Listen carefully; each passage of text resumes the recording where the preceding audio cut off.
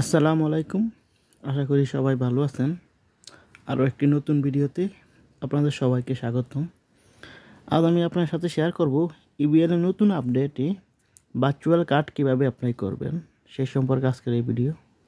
তাহলে চলুন কথা না বাড়িয়ে মূল ভিডিওতে যাওয়া যাক।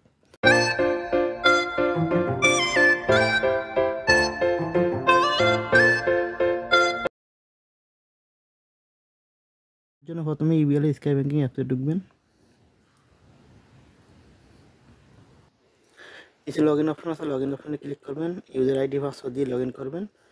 আমি ফিঙ্গারপ্রিন্ট দিয়ে লগইন করতেছি। আমার কার্ডটা আবার অ্যাপস লগইন হয়ে গেছে। তারপরে এই যে দেখতেছেন নিচে রিড নাও, এটাতে ক্লিক করবেন। তারপর আপনি এই যে কার্ড অ্যাপ্লাই নাও এখানে ক্লিক করবেন। তারপরে এখানে ক্লিক করবেন।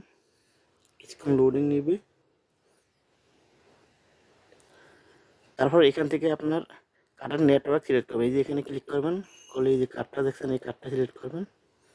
তারপর এখান থেকে আপনার কার্ড আছে যেটা এটা আপনি সিলেক্ট করবেন।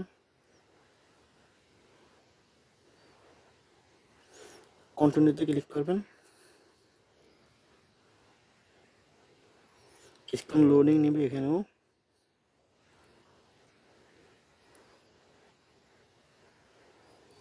তারপর এখান থেকে আপনি আপনার অ্যাকাউন্টটা সিলেক্ট করবেন, যে অ্যাকাউন্টে আমরা কার্ড নেবেন। অ্যাকাউন্টে সিলেক্ট করলাম।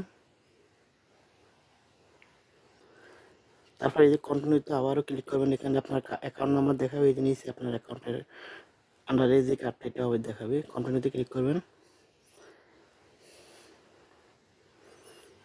এখানে কিছুক্ষণ লোডিং নেবে। লোডিং নেওয়ার পর আপনার সকল তথ্যগুলো এখানে চলে আসবে। এই যে এখানে আপনার সকল তথ্য দেওয়া আছে। তো এখান থেকে আপনি যদি এখন এই যে সিগনেচার আপলোড, এখানে সিগনেচার আপলোড করে নেক্সটে ক্লিক করেন, তখন আপনার নমিনির তথ্য চাইবে। আমি কার্ড অ্যাপ্লাই করব না, সেজন্য আমি আর সামনের দিকে যাচ্ছি না। তো আপনারা এই যে এখানে দেখেন আমার সকল তথ্য চলে আসছে, আপনারও কিন্তু সকল তথ্য চলে আসবে। তো এখান থেকে আপনি সিগনেচার আপলোড করে নেক্সটে ক্লিক করলে আপনার নমিনির তথ্য চাইবে, নমিনির তথ্য দিবেন। দেওয়ার পরে আপনার মনে করেন যে কার্ডটা আসবে, কার্ডের উপরে আপনি পিন সেভ করবেন। তারপর আপনি কার্ডটা অ্যাক্টিভ হয়ে যাবে। আপনারা খুব এইভাবেই আপনারা ইবিএল এর ভার্চুয়াল কার্ড অ্যাপ্লাই করতে পারেন। ধন্যবাদ।